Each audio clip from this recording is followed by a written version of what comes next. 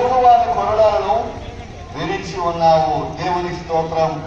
దేవుని నామానికి మహిమ కలుగును గాక.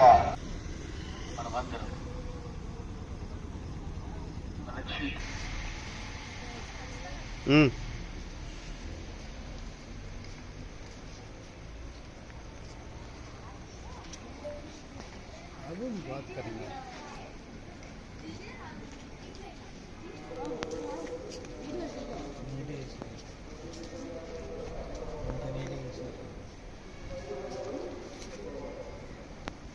కొంతమంది సైన్యము ద్వారా దేవుడు ఆ యొక్క ఇశ్రాయేలు ప్రజలకు విజయాన్ని ఇచ్చినటువంటి ఆ గొప్ప విజయాన్ని ఈరోజు మనకందరి గుడిగా మాట్లాడుతున్నాడు ప్రవక్త.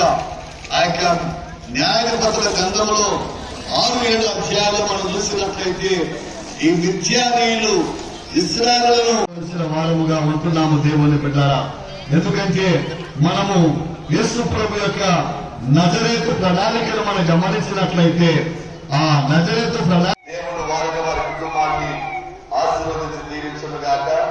చిటికెల వంశీ పెద్ద కమ్మలు 2000 రూపాయలు ఇచ్చినారు.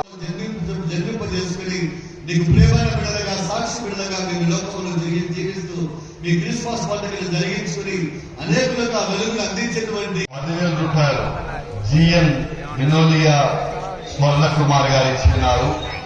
దేవుడు వారిని వారి కుటుంబాన్ని ఆశీర్వదించి జీవించుగాక. ఆ యొక్క విజయంతో మనము సంతోషముతో దేవుని బిడ్డల క్రిస్మస్ పండుగను మనము జరిగించుకునేటువంటి వారముగా ఉండాలి అన్న సత్యాన్ని మనకు తత్వం యొక్క మూర్తిమంతములైంది. తన మహత్తుల మాట చేత సమస్తము నిర్వహించుతూ పాపముల విషయంలో శుద్ధీకరణను తానే చేశారు. మనందరినీ పాపము నుండి శాపము నుండి పాపము దాస్యము నుండి విడిపించి రక్షించడానికి ఈ లోకములో యేసు ప్రభు లోక రక్షకుడిగా మన కొరకు కుమారుడుగా జన్మించినాడన్న సత్యాన్ని